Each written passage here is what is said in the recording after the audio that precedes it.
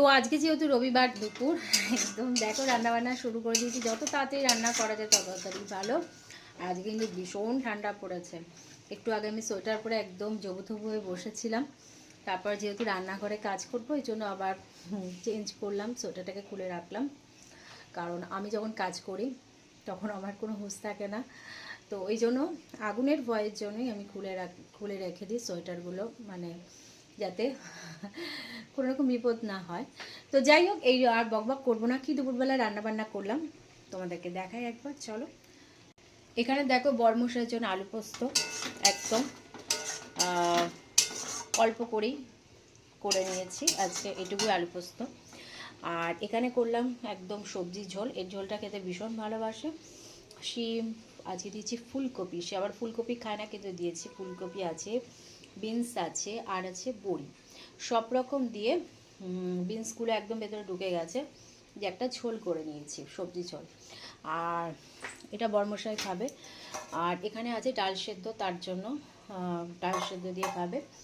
আর এখানে আমার প্রায় 3-4 দিন হলো চিকেনটা রান্না করা আছে, এটা আমি খাবো, ওকে আজকে দেবো না, যেহেতু এটা অনেক দিনের হয়ে গেছে। আর এখানে মামুনি ম্যারিনেট করে রেখেছে, এটা ছেলেকে পকোড়া করে দেবে।